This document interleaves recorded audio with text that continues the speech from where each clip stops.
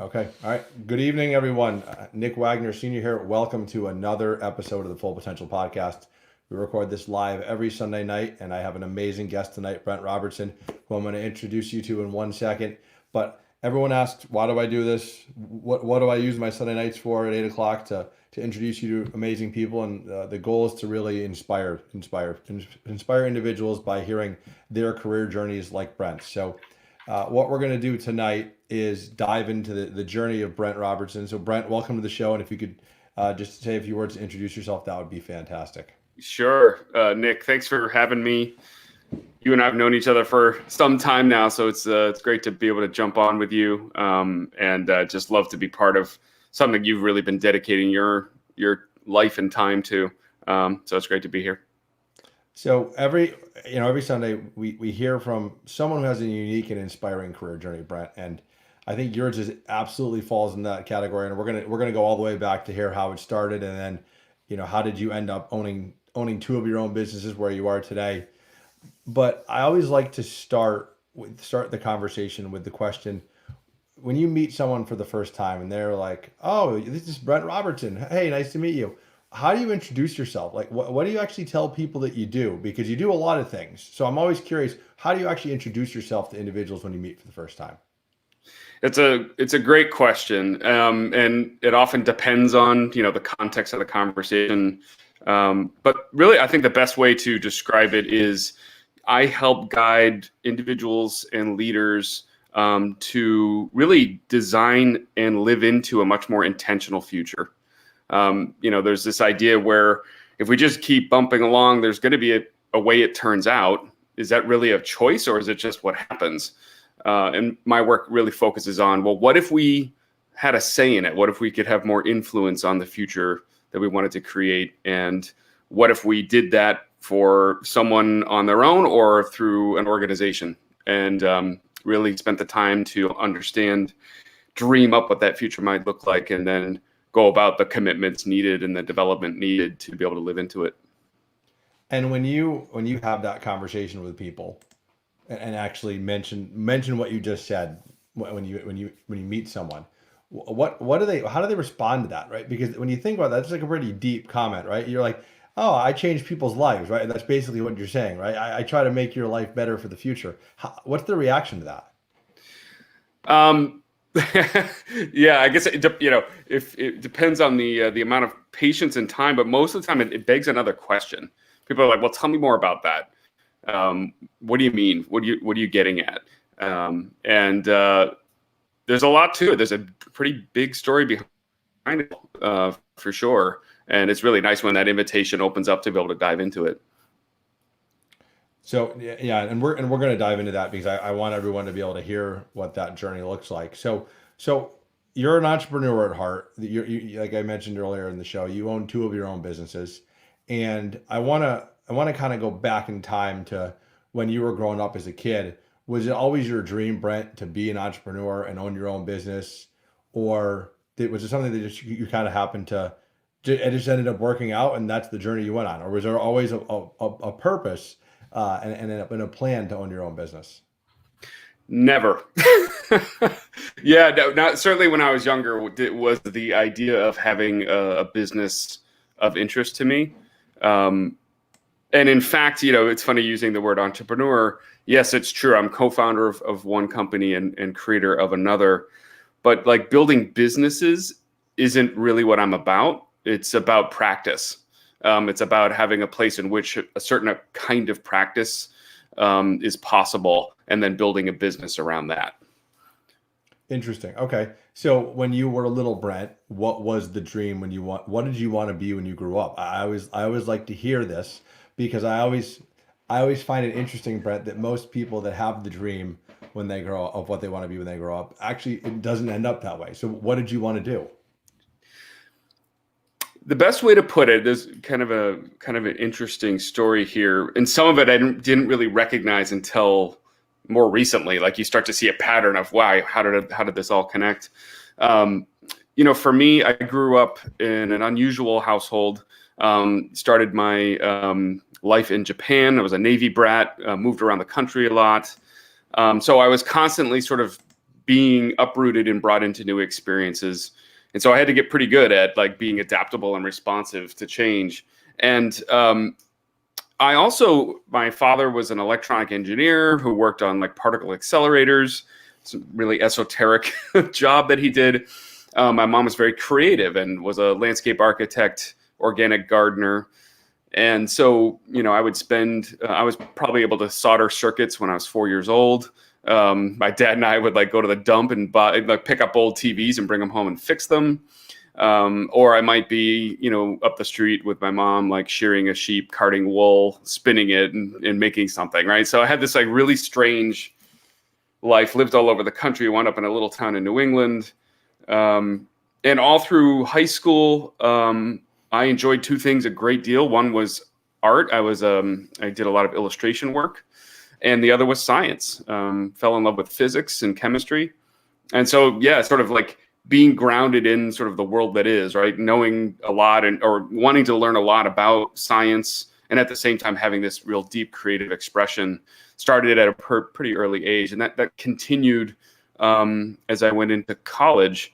And I wasn't sure what to do with it, right? I studied, I'm a Bachelor of Fine Arts with an art history minor in design and sculpture. And I also studied astronomy all through college. So, I'm like a misfit, right? I mean, what do you do with a sculpture degree? Luckily I had a design background too. So I was able to sort of enter into the professional world as a graphic designer. But I didn't have any idea where this was leading, but I knew that I took my work really seriously, and I really liked working with people, and I liked process. And my early stages of my career, I was able to have an incredible opportunity to really master some of those things, and that sort of prepared me to go off on my own. So I want to pause you there for a second. There's a lot to unpack. First, I want to say thank your father for his service in the Navy. That's fantastic. Was there ever a thought in your head to follow your father's footsteps and join the Navy? Not one bit. Not No. one bit. Okay. Yeah, and in fact, the reason for that is he went into the Navy to get his electronics training because it was the only way out from where he was. He was in Wyoming, like trapped in Casper, Wyoming, and he really wanted to get out, and that was the way out for him. So it was about getting training and then moving into his career as a trainer in the electronic space. So yeah, that wasn't ever like a big deal in the family to say, hey, follow a military career, but it was really, really useful for him. And was the expectation of your mom and dad that you were going to college? Was that something that that was going to happen, or was that your decision? Yeah, interesting, right? Because my greatest work in high school was illustration. In fact, I was studied under a painter for a number of years outside of high school, to really hone that skill, and I built quite a portfolio. It wasn't kind of like you must go to college kind of thing in my household, but it was never like not talked about. In fact, I'm the first Robertson to get their degree, and so that was kind of cool. But I mean, I have to hand it to my parents, like. So the first Robertson to be able to have the privilege of going to a higher ed school, a really good one, and it was art school, and they were like totally supportive, which is just awesome. And as a parent now, I think of that, with my kids, I'm like, hey, you carve your own path wherever you want to go as long as you apply yourself. And I'm so grateful for my parents, because it's not an easy argument to say I want to go to art school. Right. I mean, what do you do with that? Right. That's always the question that comes up. But they believed and trusted me, and off I went, which is amazing. So, and you mentioned you went to University of Hartford to get a degree in graphic design, ceramic sculpture, art history, and astronomy, which is such a unique. I don't think I know anyone on the planet that has that unique background from a degree perspective. Where did you think that was going to lead you from a work perspective? Right. So you graduate from UHart. Where did you think you were going to end up working? Did you think you were going to end up, sculpting or painting, or, what was the plan?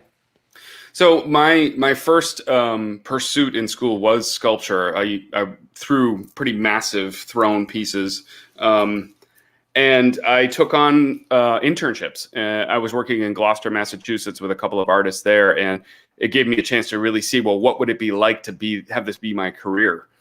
And as much as I loved it, it was interesting. I was like, yeah, I don't think this is going to be what I'm going to do for my profession. It's going to be something I'm going to do just for fulfillment. And that's when I took on a design major. And again, immediately with internships, I really wanted to see the connection between this fundamental education I'm getting in design, which was really, really good because it was much more about concept, and then applying it through internship programs. I can't say it enough for anyone out there right now that's listening to this, like, get internships, get real world experiences while you're taking on your degree, because you'll get to see what it's going to be like to work in that career. It was clear to me that was definitely a place that I not only had some competencies, but I really, really enjoyed doing professionally on the design side. And that ended up leading to your first job out of school after It you sure did. It did. Yep. Yep. What was your first paying job after college, full-time job? Yeah, so I was one of the lucky ones coming out of college, 1994, right after the Hartford real estate crisis, when the whole commercial real estate thing blew up and Hartford was not in great shape. There weren't a lot of jobs going around, but I was lucky and I was able to land a job. At the time, was one of the largest direct mail companies in the country that was based right here in Hartford, Connecticut, and I took a job there and started to build my career right from there. And so, this was, so you mentioned this is 1994, right? So we're talking, quite a long time ago. What was your expectation going into this job? Like, did you really know what to expect because of your internships, or was this like, just, you really didn't know where what was about to happen and what this journey was about to look like? Well, it's funny, like, no well-educated designer dreams of going into the direct mail field, and so it wasn't exactly like, I'm working on Coca-Cola or something like that. But what I did get, which was completely unique, and, as a designer back in those days, everything was analog. We worked with film. I mean, AOL wasn't even out yet. Like, it was just like we didn't even have CDs that you dialed up. Modems were brand new. 9600 baud modems were kind of like a new thing. We were still using fax machines to sign off approvals, all this kind of stuff. But because we had a circulation of 2.2 million households a week, wow, what that meant is that I could be producing 4-color complicated designs and going to press with those at the big Quad Graphics up in Saratoga, one of the biggest printing companies in the world. And I was able to see my work printed every week, like hundreds of pieces. And so I was able to understand the process of going from digital into print. And I was able to, actually, we were one of the earliest pioneers of what they call direct to plate, which was the first attempt to actually go digital instead of to film when you went to a printing press. And it was an incredible opportunity. But what I really learned, though, and I didn't really recognize it at the time, is I worked for a company that culture was everything. The leadership, it was mostly, the president was male, but it was mostly all women leaders, except for the president of the company. The culture was thriving. Fun was a priority. It was, the deadlines were ridiculous, and we worked our butts off. But I got to see how the president and the team led, and how much they cared about everyone, and how transparent they were. When the paper crisis hit, I don't know if anyone remembers that, we had all kinds of stuff happen that really hurt the printing industry. We had to make some sacrifices, and we did it together. We took trips together. Like, it was awesome. It was some of the most fun years of my life, was working with that company. And ironically enough, where the president, his name's Ken McGovern, he's amazing, where he sat is also where I sat when Fathom was born. So Fathom's offices were in the same space as this company's, and I literally sat in the same office that Ken McGovern did. I remember when I moved in that the scorekeeping for the dartboard was still on the wall when I moved in. How crazy is that, right? That's pretty cool. So So it's interesting because it sounds like, to your point, right? You're a designer, you go work at a direct mail company, not what you would consider a sexy dream job for a designer, but you still ended up learning an immense amount. So I just love that takeaway because I think that's a really great point for a lot of people that even though it might not be your dream job, you can still learn a lot, get a lot of great experience. And to your point, you got to watch how culture shapes a company, which you use every day now in your Yeah. job. So I love that story. From there, is that from when did you leave that company to go start your own business? Was that your first foray into entrepreneurship, or did you have another stop before you started your first business? So I want to go back to what you said though, because it's really important to reinforce. And when I'm mentoring, high school kids or kids coming into college or coming out of college, it's okay if the thing you're doing isn't the dream.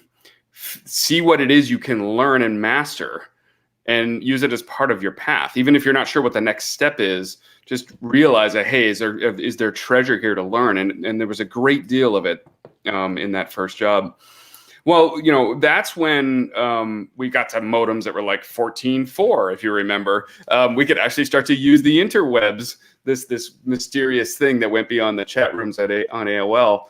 And I started quietly in the background as I was running. I wound up running the art department for this company. I had a team, and like after hours, I'd start figuring out how to make web pages.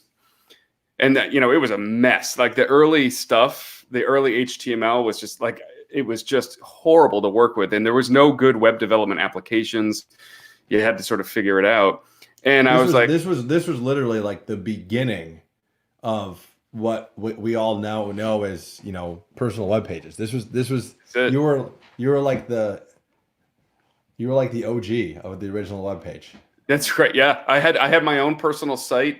I want to say by 96, Wow. 97, somewhere in there. And I just fell in love with the medium because I'm like, whoa, we've got all this opportunity for interaction and the freedom and all these things we could do. Of course, even though you couldn't even download a GIF because the bandwidth was so bad. So it's just, but what that led me to was I'm like, okay, my next chapter is absolutely working for a digital agency.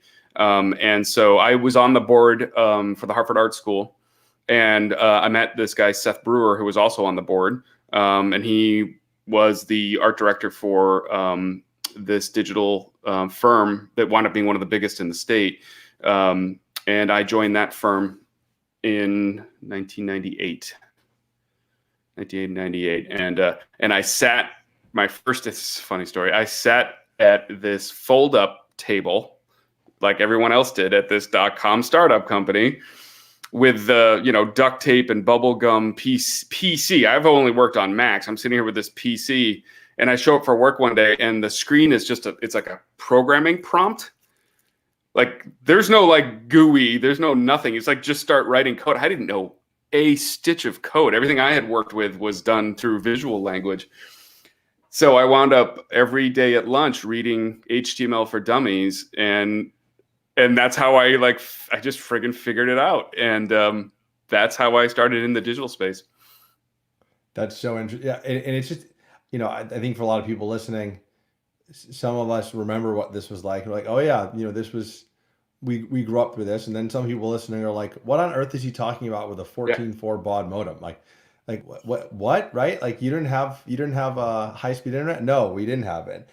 But your point though, I think is, learning this as it kind of went must have been a really interesting journey for you because it's kind of, if to equate it to something that's more recent, it's kind of like the whole evolution of, there's apps on phones, right? It was similar to that, but it was just earlier. So you were at this company, this digital company for, I think it was a year and a half according to your LinkedIn.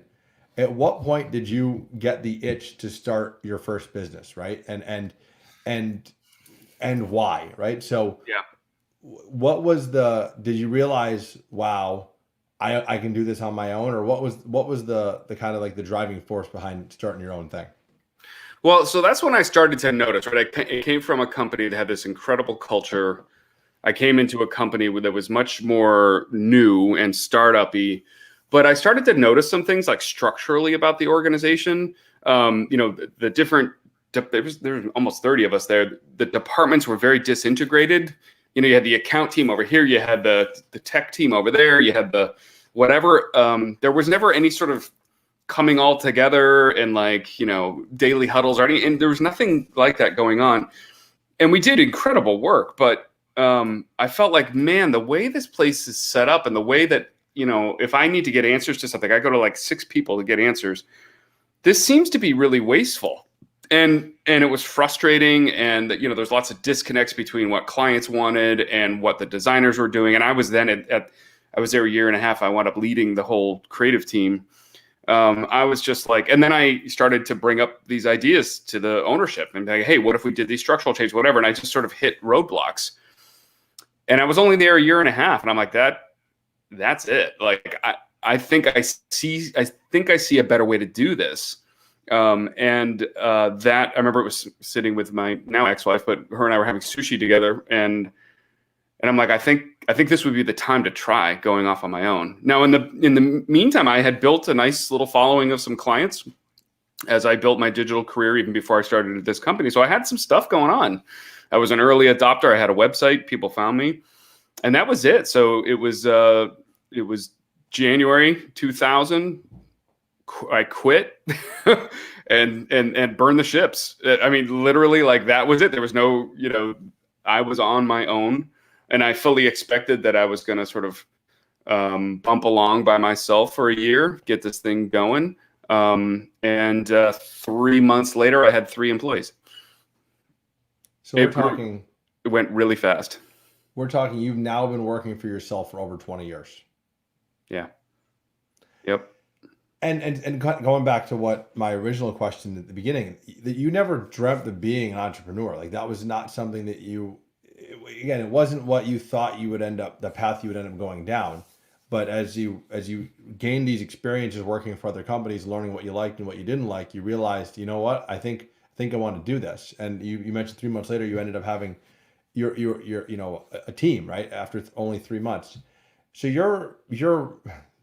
it's the year 2000, Y2K, had just happened, right? So that was over. I want to just kind of paint the picture for people. What was it like working in a digital marketing firm in the year 2000? So so internet's a little bit faster now. Were you using, was Adobe a thing at that point? Like, what kind of work were you doing for clients in the year 2000 with your own digital marketing firm? Yeah. So it was primarily building websites and brands, and we kind of had a specialty of sort of high-end boutique shop for digital and brand.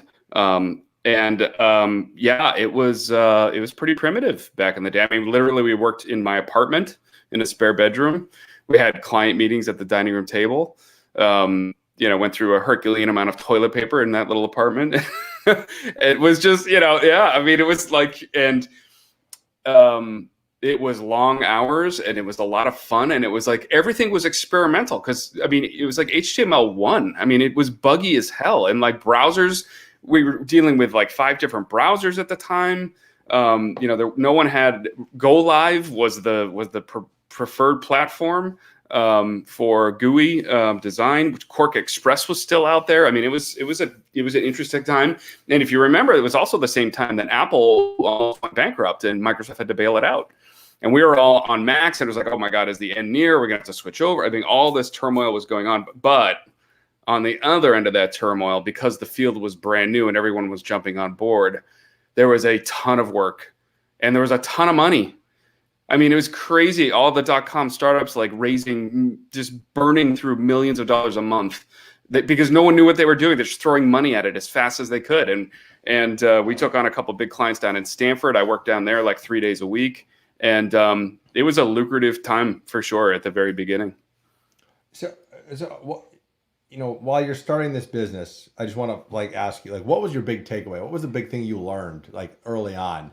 While you were hiring your first employees, you were building a team, you were doing everything, right? Because you had never done this before. You had never run the entire business before. You had done a lot of other things that led you to this point, but you had never really done all of it. What was the scariest thing that happened, or the biggest learning? Uh, yeah. I mean, one thing would be is that you can't do everything, but when you start, you kind of have to. Luckily, I had some folks that were clients of mine that were able to help me out when it came to how to bookkeeping and like tax law and all this kind of stuff. The things you don't ever think about.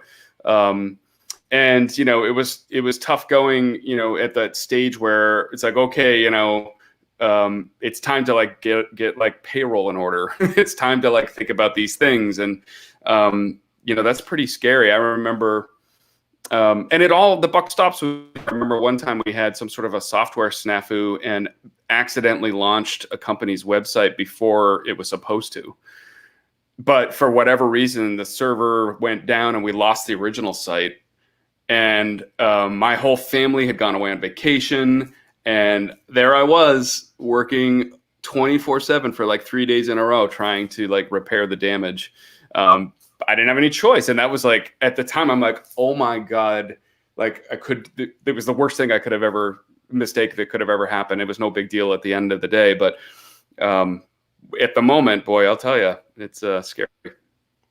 Yeah, no, I think I asked that question because I think a lot of people look at being an entrepreneur or owning their own business as this really uber glamorous, sexy, fun thing. And while there is some of that, right, I think what the example you just gave, right, is everything stopped with you. You were the owner. Any problem that came through, you had to solve, right? No matter Yeah. if it was technical or sales or accounting or HR, it was you. And that's a lot of pressure for people, which I think not everyone realizes when you're an entrepreneur how much pressure is on you to deliver, especially when you start hiring people like you did, and people are counting on you to bring in sales to feed them and their families. That's a lot. Yeah. So I want to talk about, so this was, and the name of this business was, if do I want to say it right, was it Trimeris was the name of it?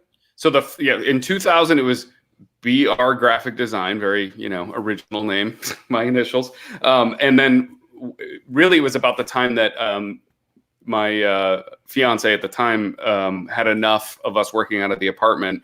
We decided to finally rent a 450 square foot space on LaSalle in West Hartford Center, and that was when we changed the company name to Trimeris. And from there, you merged that company with another company, and your current company, Fathom, was born. Correct. Yes. So my firm was hired by this guy, Dave Loudon, who was a hotshot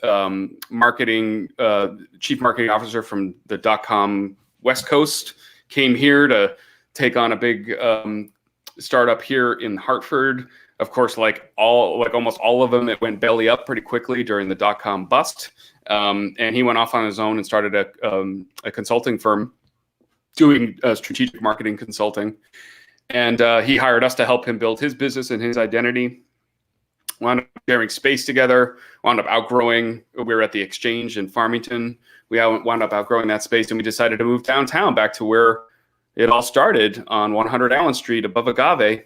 And we moved into that space. And then one day we're like exchanging checks with each other because like we were not the same company. And so his clients were coming to me and my clients are going to him. And we had to reconcile at the end of each month. We're writing each other these checks. We're like, why are we doing this? Why don't we just join as partners? And that was it. And then we decided to create a partnership. And that's when Fathom was born, 2007. And so that was 13 years ago. And at Oh, that sorry, point, 2005. Excuse me. Yeah. 2005. So 15 years ago. And at that point, Yeah. Fathom was truly a digital and strategic marketing company. Correct. It was very different from what you do today in the sense of Very different. back then you were building web pages and building brands and doing technology work. Now you've really shifted that quite a bit. So I want to hear a little bit about just 15 years is a long time to own a business. At what point did you decide to change and kind of just shift the entire business model to your current model? And if you could share with our audience, what does Fathom do today that is Sure. so different from what you did 15 years ago? Yeah. So to make it really simple, Fathom was a marketing firm, digital marketing strategy brand, and we did really well. In our heyday, we had 35 employees. We were winning a bunch of awards, getting a lot of recognition.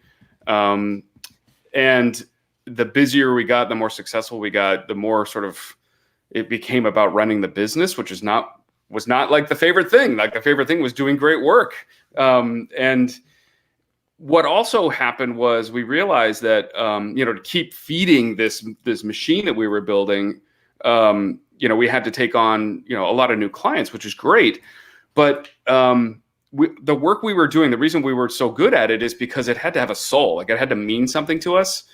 And we found that, to keep the business running, we had to take a lot of business where the companies we were working with were like, ugh, it's like, but we have, you know what I mean? So it was like, we're like, what are we doing? And it kind of like dawned on us. It's like, wait a minute, are we willing to spend our professional careers more or less compelling people to buy stuff they don't need? And that's where we sort of stopped and said, hold on a minute. We also discovered that we had this really interesting gift where to do our work, we needed to help our clients answer some pretty big questions. Like, well, why does this business exist? For what purpose? What's this all about beyond just the products you sell? What we discovered was when we would help them answer those questions, it started to change a lot about their business. That their businesses started to perform way better. Their culture started to thrive. It wasn't just, but we were doing it just so we could get their brand straightened out, right? And that's kind of where the genesis of what Fathom is today was born. Was, hey, wait a minute, we're doing all this heavy lifting for free so that we can do the project that we were hired to do, but it's changing everything. What if that's what we focused our attention on? And that really became the journey that was really marked in a pretty sharp transition about 2.5 years ago, where Fathom went from, doing marketing and branding and those kinds of things, building websites, et cetera, to really being about this thing we call future design, which is really what Fathom is focused on today. So I want to talk about that because I think that's what you just said and what you highlighted, Brent. I think is a bold thing to be able to recognize, and then not only recognize, but then actually take action on it, right? So you and your partner realized, okay, we have the successful business, right? Because when you think about what you just said, you have the successful business, you keep growing, you're winning awards, you're getting all these these clients coming to you. You have this great team of people doing all this great work. And you're like, is this really what we want to do? And you realize no. And then you realize that through the process, because you mentioned you love process of figuring out their brand, you were actually helping them figure out bigger problems for the company. Yes. So some people would have just said, well, that's interesting, but we have this great business. We're just going to leave it alone, right? But you don't leave things alone. So I guess my point is that you weren't afraid. First of all, you weren't afraid to start a business way back when and actually leave a job to start your own company. But then, a really good job. Yep. Then you weren't afraid to pivot, right? Which I think it's a very terrifying thing for a lot of people, especially if you pivoted from something successful to something that you didn't know wasn't guaranteed to be successful, right? 2.5 years ago. What was it? Were you nervous? Was it like, when you made this pivot, were you and your business partner like, is this the right move, or did you know that this was going to work? Like, what was your mindset during that? Because that's a big shift, especially as well as you were doing. Yeah. Well, I'll tell you, part of that like wake up moment of like, what are we spending our professional lives on, and is it worth it? 2008 was a brutal time. Like businesses like ours across the board, all at once.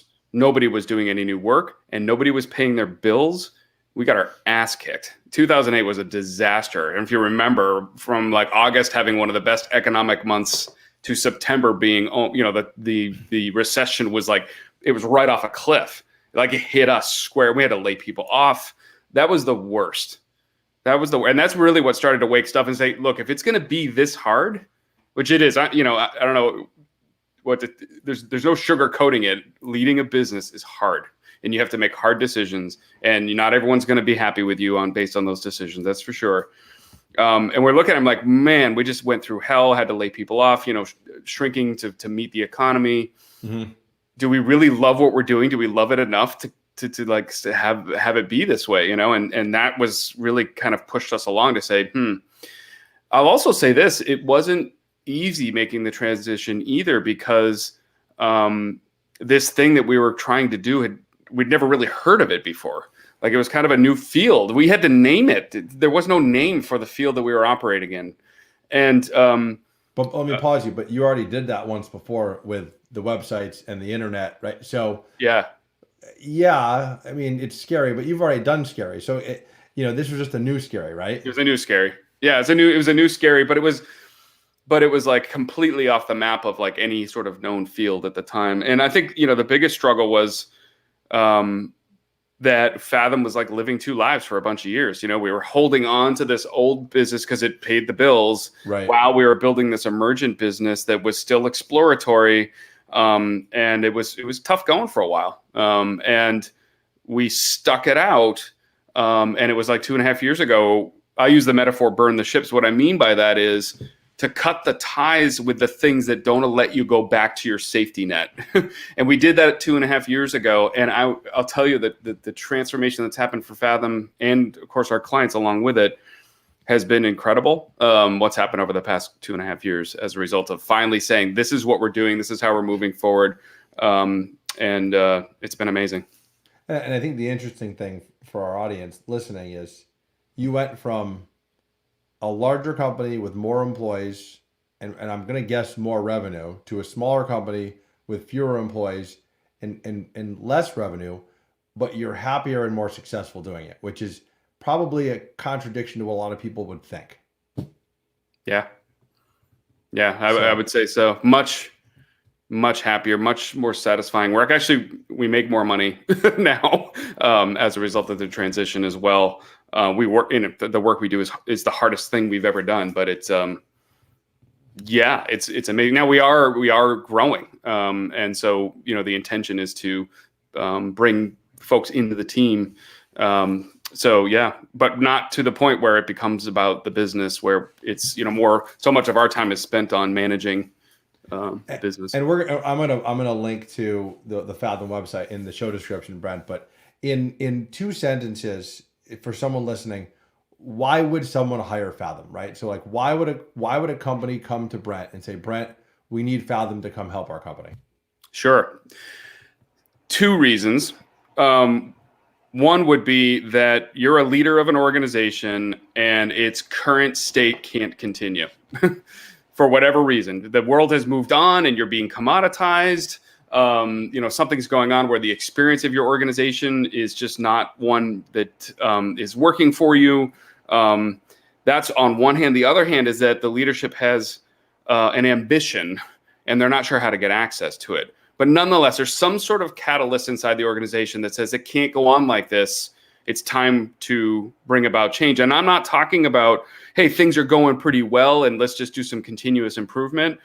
I'm suggesting that it's, hey, our future, I think, is going to be quite different, and we're going to need to be quite a different organization if we're going to be successful. And so we get brought in to literally transform those organizations into a new state where they're performing way beyond the benchmarks of what their history or even their industry says is possible. So it's interesting because you basically help companies pivot, which you did yourself. And I wonder, do you share your own company's story when you talk to these clients? Absolutely, because one of our key values is we'll never ask a client to do something we haven't lived ourselves. And absolutely. There you go. So I want to pause there and say first, thanks for sharing that. And it's a fantastic just journey on how you ended up where you are today and how 2 people working together and the pivot and the shift and all the clients you help. I think it's a great story, but I want to switch gears because I want to talk about, because if you're not busy enough, right, and this business is going really well, you decide in the middle of a global pandemic to start another business, which is, I don't know, I wouldn't call it, I don't think it's like a sister business, right? I mean, I think there's some similarities, but it's not exactly the same. So explain to the audience Purpose Practiced, which is your second business that you founded, which you just founded over the summer. I want to know what it is and why launch it in the middle of COVID-19. Those are my 2 questions for you. So, because that's, again, I think a lot of people are looking at this as actually a time of opportunity, but I want to kind of hear your thoughts. Yeah, absolutely. So the distinction between Fathom and Purpose Practiced is that Fathom works in organizational systems. So we work in human systems. That could be a community, that could be a church, it could be a Fortune 100, it could be whatever. Human system. Purpose Practiced is focused on individuals, couples, and families. And what it is it's a program for people that do not want to leave the next chapter of their life for chance. They may be going through a transition. There may be, hey, we just had kids, or I'm entering in a new realm of my professional life, or I'm retiring, whatever it might be. Purpose Practice is a not only an experience that we deliver, but it's a community that you become a part of. That's really about walking out your life with much more intention, much more joy, and much more purpose as a human being. And it's been in the works for about 2.5 years, but it just went live this summer because in the background, what's been happening is preparing. We have a team of 6 and preparing that team to be able to deliver this experience without fail in very challenging situations. Virtually. It started in person, but of course doing it virtually as well. And it just made sense and we had planned all along to bring it out to the world over the summer. It's been awesome because we're working with people over the country, and because we're so used to doing things virtually that it totally works. We actually have a very thriving community. We meet weekly as well, so you sort of get into the ecosystem. And it's been really powerful. And I think it's a great distinction where Fathom focuses on businesses and really like you mentioned, like systems of people and teams or communities. This is really focused on the individual. So is a lot of what you bring to Purpose Practice founded on some of the work you've done at Fathom as far as asking those questions and kind of getting to those really difficult decision points that you need to make in order to move forward? Yeah, it's but the thing that holds the two practices together is discovery of identity. Both of these things, whether it be through Fathom and about an organization discovering its sense of identity, or a human being or a family or a couple getting a sense of their identity. And I'm talking about not an identity similar to somebody else's. I'm talking about 100% unique expression of the either organization or the human being. That's probably the most unique thing about the work that we do, is that it's really about pulling the uniqueness and putting that in the foreground, particularly the deep human values and commitments and beliefs that are part of that person or that organization. Those become really the engine that all decisions and all actions get made through. And that's what changes the performance of these organizations so dramatically, and what allows people to sort of step into the life dream that they've had so quickly. We're talking like 12 to 24 months, like going from like, boy, I'd love that to be my future, to having it be true. We're not talking about like crazy timelines. It's really stunning. Yeah, I love that, and it kind of goes back to, I mentioned in one of the promotions for this discussion was that you're just an inspirational human as far as inspiring companies, inspiring individuals. It really kind of both sides of the coin, if you will, with both businesses now. So I want to ask one more question about the businesses, then I want to pivot to something you mentioned about the power of community and a lot of the philanthropic work you do. But how do you juggle 2 businesses in a family? Like, how is that even possible? Is it understanding what you're good at and what you're not good at, and being able to delegate? Is it not sleeping? Like, what's the secret? Yeah. I think what it comes down to is we have way more time than I think we do. If you actually look at like, what does the average American spend their time on? Like, outside of work, most of it's watching TV. Mm-hmm. And so if you look at it another way and say, look, I could be spending my night, relaxing and watching a show, or I could be spending it with a community of folks taking something on. Well, there you go. You and I are sitting here at 8:00 on a Sunday. I couldn't wait to be on this with you. Why? Well, because we love what we do, and we just figure it out. Mike, I have a very, very close relationship with my 3 kids, and they understand that I've got a lot of obligations, but we're very clear. Like, okay, guys, between 9 and 11 on Saturday, I'm, purpose practice is what I do every Saturday morning. But come 12 o'clock, we're off hiking in the woods, and like we are completely together. And so the time we have together, we're really clear that I'm not like on my phone. You know what I mean? Like I'm fully intentional about where I'm at in any given moment. And it is pretty stunning, I think, what it is that you can, how much time there is available if you're really thoughtful and considerate, even finding time to be quiet and think. I actually live by my calendar, and so I use my calendar to block that stuff off. Also, and this is a big one, ask for help. Man, we're just talking about this. We're running a workshop yesterday, and I'm like, you need to think about requests as gifts. Your request might be a way someone could step up into some new challenge. Like, make the request. And one of the ways the core team at Purpose Practice works is, we each have an ownership stake in it. Like everyone is got a part of it, but we're very clear about who's focused on what, and we free each other to focus on those things. It works really well. And with Fathom, we're really rigorous about, we use a thing called OKRs to drive our business, so that we're making sure that every quarter, every day, we meet every morning without fail to talk, okay, what are we going to get done today? Wrap up with it at the end of the day. All those kinds of things keep us really focused on what matters most. Now, look, it sounds great, right? It gets messy. You get busy, stresses, all those kinds of things pull on you. But as long as you keep coming back to that discipline, it's pretty amazing how much you can get done. I think that's well said. I appreciate that advice. So I want to pivot to, I want to talk quickly about your philanthropic activities and how much community means to you personally, and I think to your businesses professionally. And look, I've been trying to do more for the community and people over the past, I would say, 10 years. I've been very purposeful about that. When did you realize how much the community and philanthropic activities meant to you? Like, when did you realize that? Was it at a young age? Was it, last year? Like, how did that happen? So it's interesting thinking about, leading and where did some of that practice come from? A lot of those ideas started in the Scout program. I was heavily involved in Scouts. Thank goodness, man, that changed my life.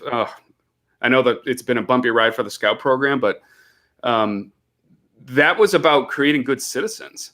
Mm-hmm. And by default, like reflexively, we would work to improve our community while we were learning the things we were learning, and we were doing all of our outdoor adventures.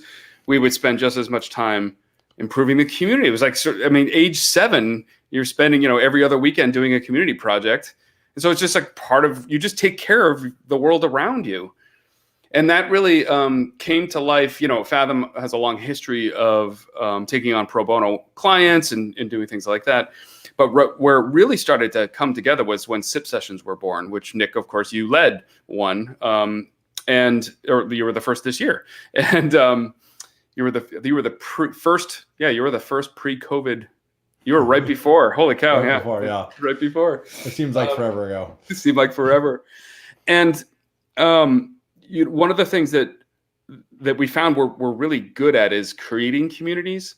In particular, creating communities of folks that maybe feel like they're alone in the fact that they are not satisfied with the status quo, and they would like to find a way in which they could take more responsibility for the world around them.